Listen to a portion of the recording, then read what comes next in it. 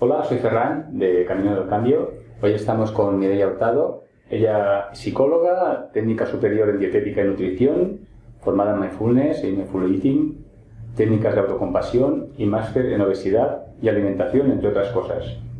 Y os dije que cuando volviéramos del verano hablaríamos de alimentación consciente. Ella es una experta en alimentación consciente y yo no sé vosotros, pero yo he vuelto con 3 kilos de más del verano y estamos con la báscula así un poco a trancas y barrancas. En ese tema tan importante y tan controvertido en el que hay tanto sufrimiento, Mireia defiende, como otras personas, que hay que abominar de las dietas. Ella está en contra de las dietas.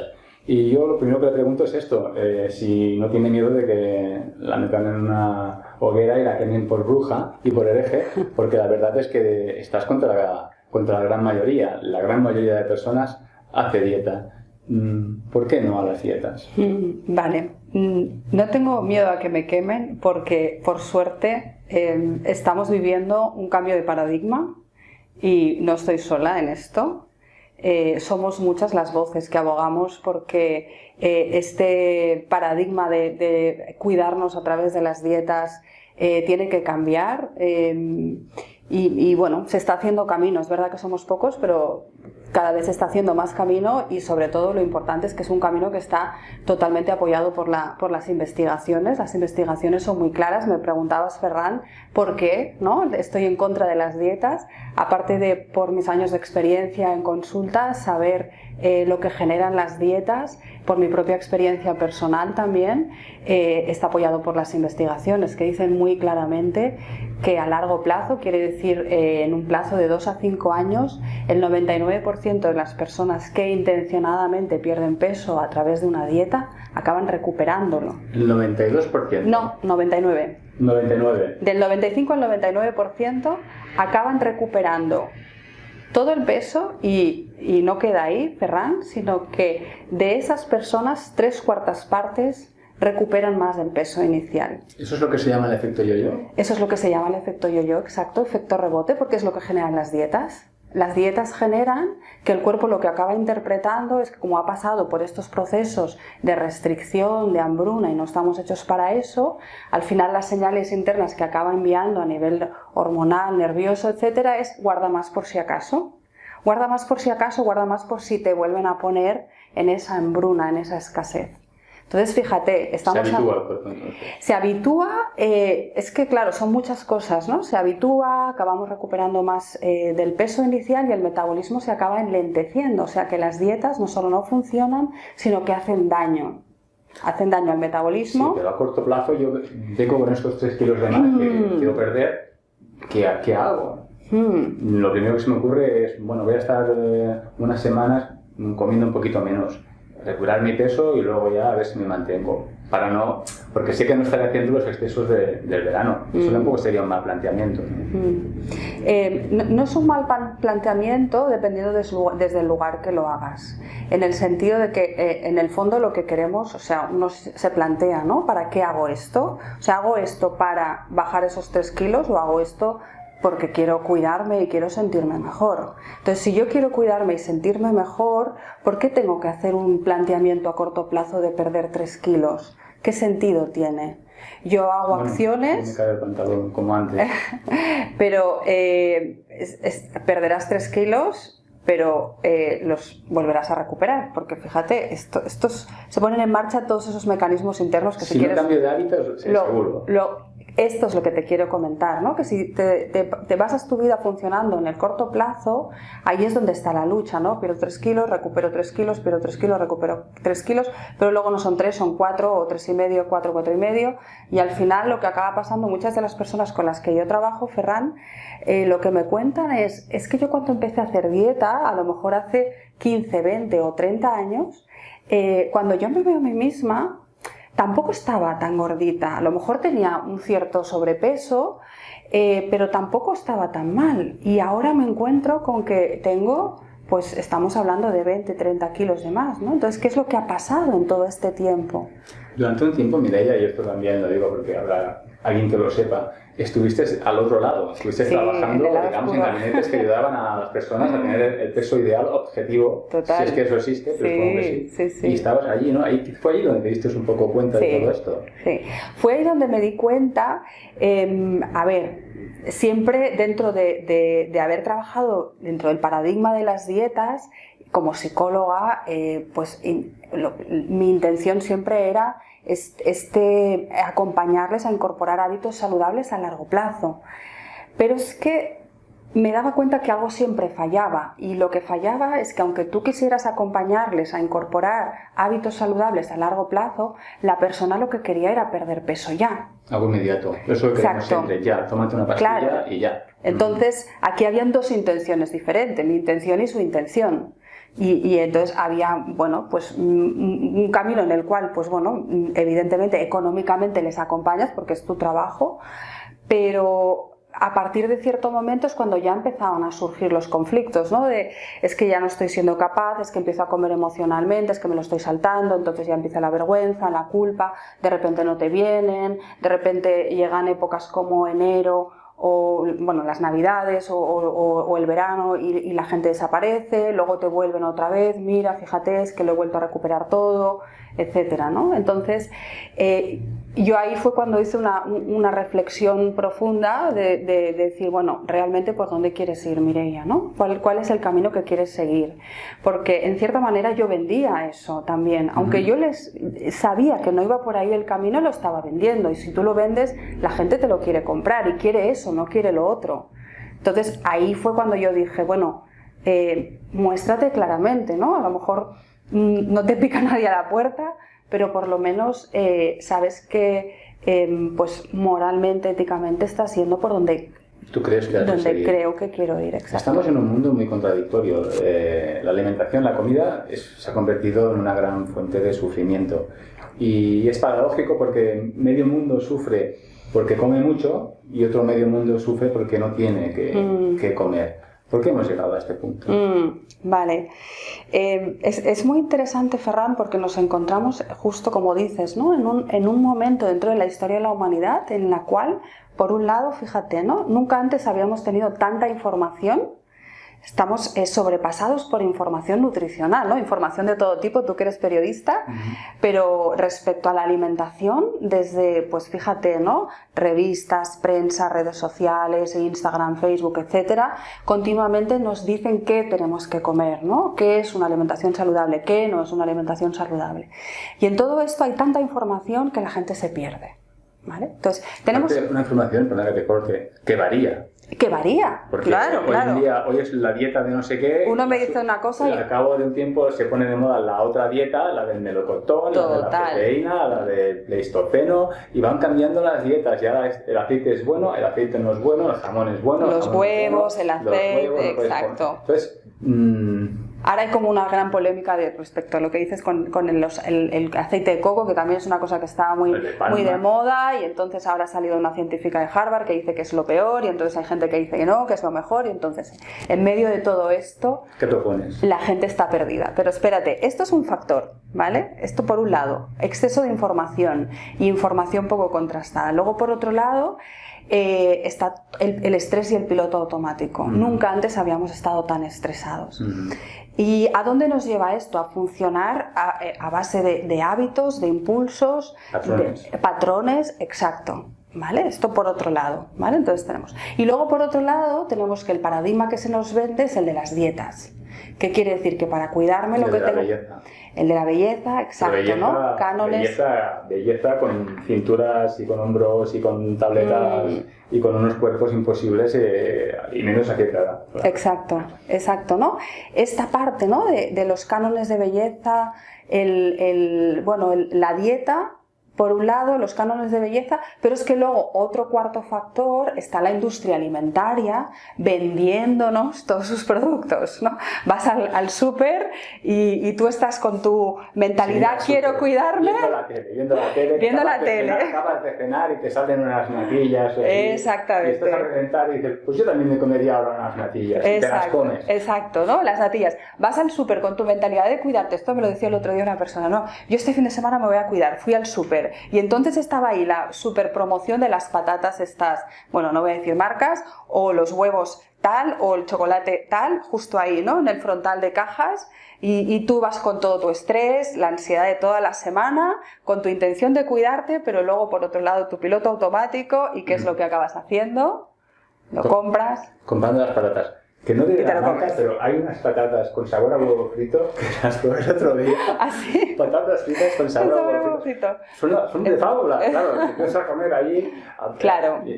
Claro. Estamos rodeados. Claro, Esa entonces es la fíjate, ¿no, Ferran? Qué difícil es cuidarse Sí. dentro de este contexto. En realidad, la sociedad occidental, hoy justamente leía un artículo, ¿no? No nos estamos cuidando versus otras sociedades que están, pues, son más pobres, pero se mueven mucho más, no tienen tan al alcance, no hay tanto estrés y no tienen tan al alcance alimentos poco saludables, ¿no? Entonces, en medio de todo este panorama, Ferran, ¿qué es lo que hacemos? ¿No? Es lo que me preguntabas. ¿Qué propones? ¿Qué proponemos? Claro, fíjate, ¿no? Aquí es donde entra, y es muy interesante el entender. Tenemos que entender cómo funcionan los mecanismos internos, la mente, los pensamientos, las emociones, etcétera, ¿no? Entonces, entender que, por un lado, si yo entro en mecanismos de restricción y de prohibición, que es lo que nos proponen las dietas, esto no me ayuda a cuidarme porque tenemos una mente que esto de las restricciones no le gusta nada y basta que me lo prohíba para que más lo ansíe. Y en realidad lo que demuestran las investigaciones respecto a las dietas es que el daño que provocan justamente es de esa restricción, porque mi cerebro lo que interpreta es que estoy en escasez, no solo de nutrientes, sino emocional también, ¿no? Me estoy prohibiendo, no me permito comer el chocolate, no me permito disfrutar de la comida, y esto lo que me lleva es al patrón contrario, a sobreingerirlo. Bueno, o cuando es típico, no sé, todos conocemos casos, ¿no?, de personas que hacen dieta porque, bueno, igual tienen kilos de más y tal, y durante un tiempo son estrictas y severas y las siguen, y llega un fin de semana, o una celebración, un cumpleaños o Navidad, y dicen, bueno, tú le dices, pero hombre, tú no estabas a dieta, ¿vas a comer hoy de todo? Y mira, sí, he decidido saltármela, hoy me la salto. Y cuando se la saltan, no es que coman normal, es que se pegan unos atracones de fábula. Y yo he visto estos casos muy a menudo.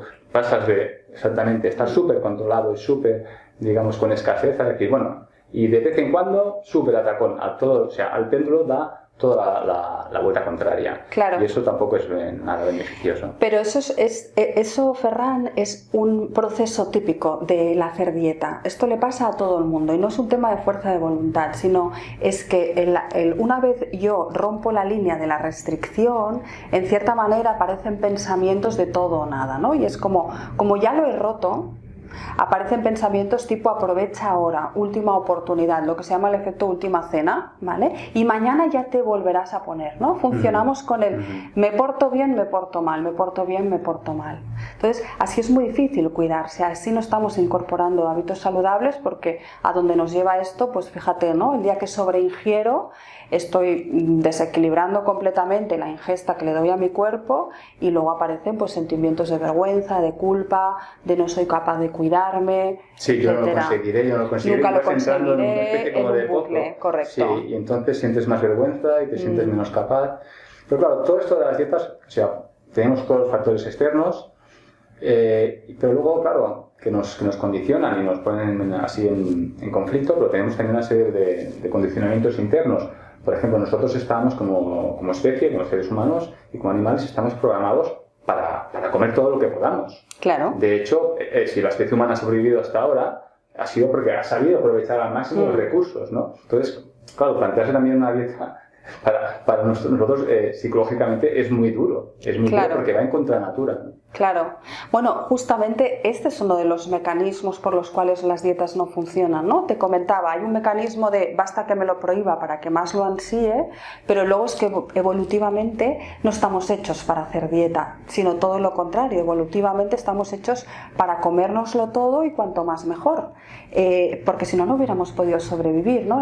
Hemos evolucionado, nuestros genes básicamente provienen de un contexto de escasez, ¿no? Cuando éramos cazadores cazadores-recolectores y nos teníamos que buscar la vida para poder sobrevivir.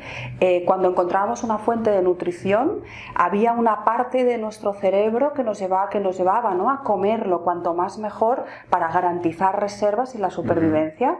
Esos genes los seguimos teniendo hoy en día, porque en realidad, si nosotros observamos, ¿no?, en el contexto de la evolución, la aparición de la agricultura y la ramadería son los últimos 10.000 años, y si ya vamos a los últimos 100 años, ya ni te cuento, ¿no?, lo que ha cambiado el contexto. No sé dónde leía el otro día, quizá en el libro este del mono obeso. El mono obeso, sí.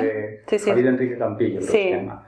Y explicaba que hace 100 años conseguir azúcar, ni siquiera los reyes conseguían azúcar así como así. Claro. O sea, para hacer un pastel era difícil realmente, ¿no? Miel y se corrían estos productos. Claro. Hoy en día tenemos azúcar en cualquier producto. En cualquier producto claro.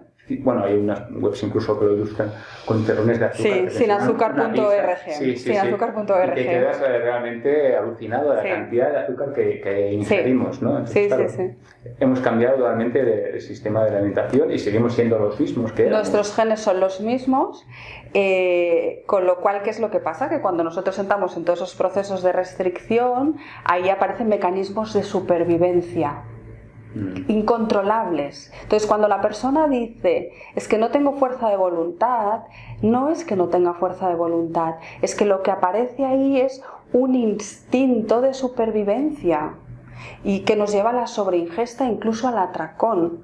O sea, dentro de los trastornos alimentarios, el trastorno alimentario más numeroso es el trastorno por atracón. Y el trastorno por atracón está vinculado directamente a las dietas y a la restricción que generan las dietas. Pero está claro que el sobrepeso y la obesidad es una epidemia de este siglo. La población, no solo en Estados Unidos, aquí hay estudios también en Cataluña, en España, que tendemos al sobrepeso y a la obesidad, por la forma de alimentarnos, porque no hacemos ejercicio, sedentarismo, porque azúcar, grasas y no me acuerdo qué otra cosa más que siempre nos gusta, está en todos los alimentos. Sal. Sí, sal. Pero entonces, ¿qué hacemos? Mira, ¿qué hacemos? Claro. Si no podemos dejarnos, ¿qué hacemos? Claro. Te voy a hacer un apunte, Ferran, ya que es cuando se me tirará encima, que tú decías. La hoguera llega ahora.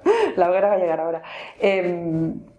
Hay muchas investigaciones que lo que apuntan, siempre se habla, ¿no?, de los peligros de la obesidad, los peligros del sobrepeso y de la obesidad.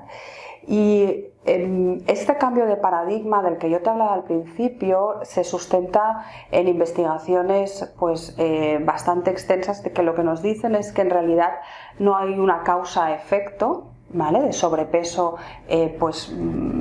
problemas cardiovasculares, etcétera, sino que hay una correlación. Hay una correlación, no causa-efecto, no es causalidad, sino correlación. ¿Qué quiere decir? Que es el contexto, todo el contexto del estrés.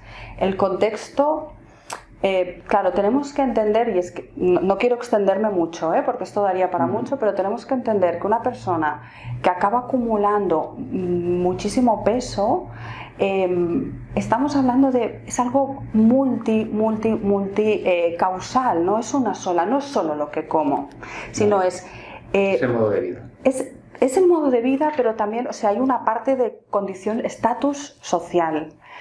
Hay una parte para que puedas entenderlo, por ejemplo, los niños gorditos de pequeños con formas corporales más grandes tienen más probabilidades de sufrir bullying. Sí. ¿Vale? Un niño que sufre bullying es un niño que emocionalmente sufre.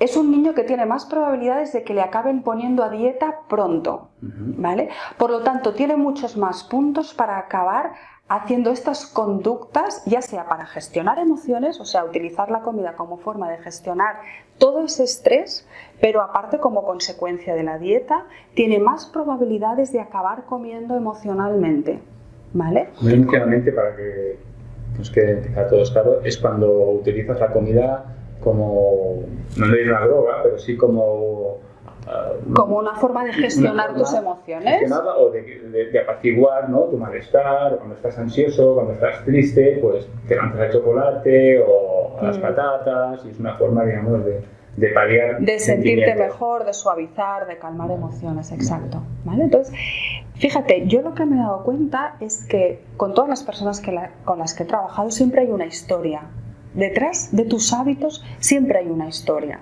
Entonces, enfocarte solo en la comida no tiene sentido. Si tú no contemplas la historia, y tu historia probablemente es una historia también de nuestra sociedad, o sea, es que es un problema mucho más amplio, que abarca todo eso que yo te decía antes, ¿no? Estrés, piloto automático, situación socioeconómica, ¿vale? Si has sufrido bullying, bueno, pues convives con... Es traumático todo esto, ¿vale?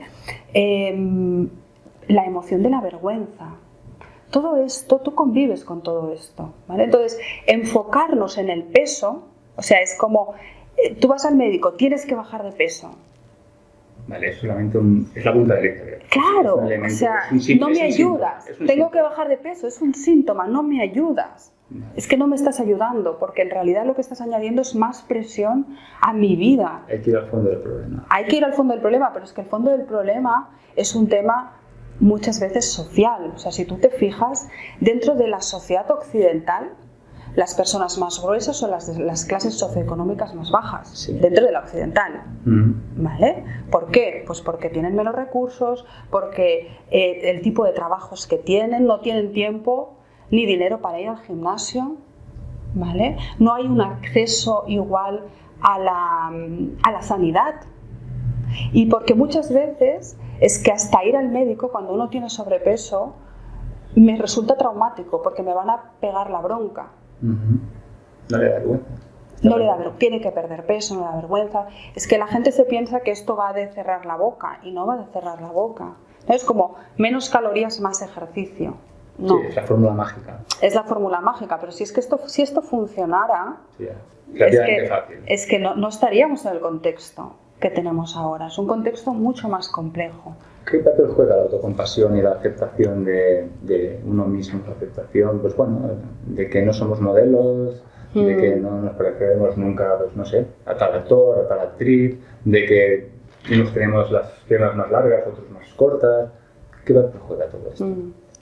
La autocompasión podemos decir que es un factor de protección frente a todos estos, todo esto que te hablaba antes, ¿no? Que te agreden de alguna forma, exacto, que condicionan. Claro, porque la autocompasión es la conexión profunda, el deseo profundo de estar bien yo, ¿vale? De aliviar mi propio sufrimiento. Entonces, la autocompasión, digamos que es una motivación que nos lleva a cuidarnos, a hacer acciones que apoyen nuestra salud, pues protegiéndonos de todo este contexto externo que no nos ayuda a cuidarnos. Y es una forma también de escapar del pozo de la vergüenza, que va hundiendo cada vez más. Y cada vez es como un peso que va hundiendo y que cada vez es más difícil salir de ese pozo. La aceptación es el primer paso para superar la vergüenza de ser como uno es, ¿no? Claro. Eso se puede trabajar. Eso se puede trabajar. Hablas de aceptación y esto es muy importante, ¿no? ¿Por dónde empezamos a trabajar con una persona, ¿no? Que ya lleva tantos años luchando por incorporar hábitos saludables y que ya tiene claro que las dietas no le funcionan? El primer paso es trabajar la aceptación corporal y la aceptación de uno mismo, ¿no? Es el entender que mi cuerpo es así ahora y entender que puedo apreciar mi cuerpo y que mi cuerpo vale la pena ser cuidado independientemente de su forma, su tamaño, etc. Es tu vehículo, es tu templo, es tu casa, ¿no? Exacto, ¿no? O sea, y esto no va de que mi cuerpo me tenga que gustar, porque lo que hacemos es luchar para que nuestros cuerpos nos gusten, ¿no? ¿Por qué? Porque en el fondo, cuando yo esté más delgada, me sentiré más aceptada socialmente. Pero todo esto nos genera mucha lucha, porque en el fondo lo que estoy haciendo es rechazándome mi yo actual, lo que yo soy, ¿no? Estoy siempre persiguiendo. Entonces el primer paso es aceptarme, aceptar mi cuerpo, aceptarme tal y como soy, y desde aquí, con estas habilidades de autocompasión, ¿cómo puedo apoyar mi salud? ¿Qué acciones concretas puedo hacer para nutrirme mejor, para incorporar más movimiento, para intentar sentirme mejor físicamente, emocionalmente? Y aquí llegamos al Mindful Eating. Sería, no sé, simplificando mucho, contactar con nuestro cuerpo, con nuestra hambre, con nuestra saciedad. ¿Es eso? Exacto. Mindful Eating, ¿por qué también? ¿No? Estamos como en una especie de boom, ¿no? del mindfulness y del mindful eating, esta conciencia plena llevada al contexto de la alimentación. Lo que nos enseñan las prácticas de Mindful Eating es reconectarnos, como tú dices, ¿vale? Frente a todo este panorama externo complicado, ¿no? Ese exceso de información, ese exceso de estímulos externos, de alimentos palatables que nos llevan a querer comerlos cada vez más, las restricciones, etcétera.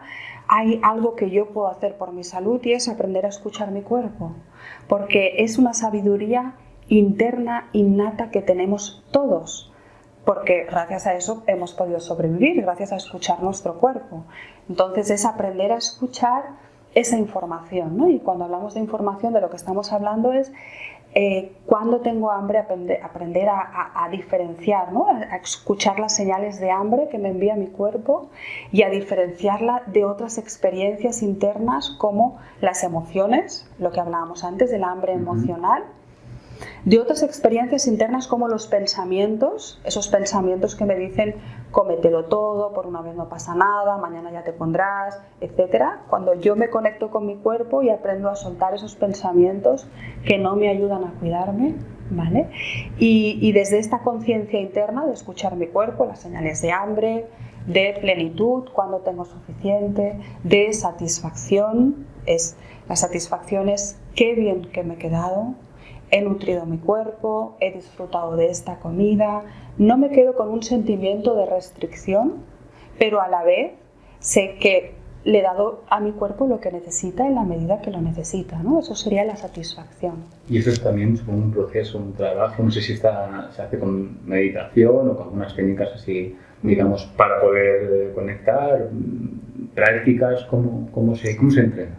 Exacto, es un entrenamiento, es el entrenamiento de poder llevar la atención al momento presente, a la experiencia en el momento presente. Entonces podemos decir que son una serie de prácticas en las cuales hay pequeños ejercicios de parar, de llevar la atención, una atención curiosa y amable hacia la experiencia interna del cuerpo, explorando pues esto que puedo estar sintiendo es hambre o tal vez es una emoción, y desde aquí, desde esta conciencia, cómo puedo actuar, cómo puedo responder, ¿no? En vez de la reacción del piloto automático de me lo como todo. De sacar la mano y pillar de canapé. Exacto, es desarrollar... La mano, a ver, ¿quiero o no quiero ese canapé? Exacto, ¿no? Es como, saco la mano, me como el canapé y es que no me he dado ni cuenta de que me lo he comido y no me he dado ni cuenta ni de a qué sabía, ni el olor, ni la textura, no me he dado cuenta ni si me ha gustado o no me ha gustado. Es una copa de cava, estás hablando con gente aún. No me he dado cuenta ni... Esas comidas de empresa o tentempié y tal, nunca sabes lo que comes, porque estás hablando con alguien, un jijiji, jajaja, el cabo, no sé qué.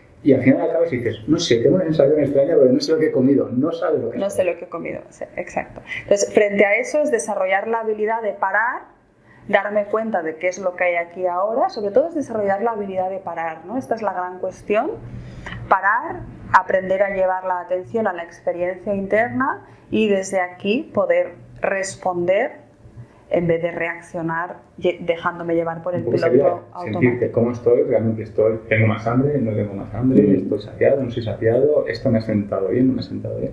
Nos podemos conocer mejor que nadie a nosotros mismos, ¿no? Entonces, quizás podemos llegar a ese estado de decidir sin tanta información, sin tanta cosa, sino saber realmente qué es lo que a mí me gusta, qué es lo que me sienta bien, ¿no? Ahí se puede llegar, ¿no? Claro, esa es la idea. Fíjate que hay algo que lo resume de forma muy bonita y es sabiduría interna versus sabiduría externa. Entonces, ¿qué pasa? Que buscamos fuera, ¿no? Busco fuera. Dame la dieta, dame el papel, qué tengo que comer, cómo lo tengo que hacer, cuándo tengo que comer, etcétera. Y entonces, frente a eso es desarrollar, desarrollar esa capacidad de mirar hacia nuestro interior, confiar en nosotros, en nuestra capacidad de elegir y desde ahí hacer camino. Ese sería el proceso, ¿vale? Pero es muy importante, Ferran, y voy a insistir en esto, que para poder hacer este camino tenemos que soltar esa mentalidad dieta, ¿no? Ha sido una conversación muy, muy interesante. Muchas gracias, Mireia. Espero que hayáis disfrutado tanto como yo. Ha sido muy inspiradora. Y creo además que abre nuevos caminos muy, muy interesantes y que de alguna forma cuando oímos este tipo de reflexiones, al menos a mí, algo me resuena de que es cierto. ¿Quién mejor que yo para conocerse, ¿no? Pues muchas gracias, Mireia. Gracias por todo. Gracias, Ferran.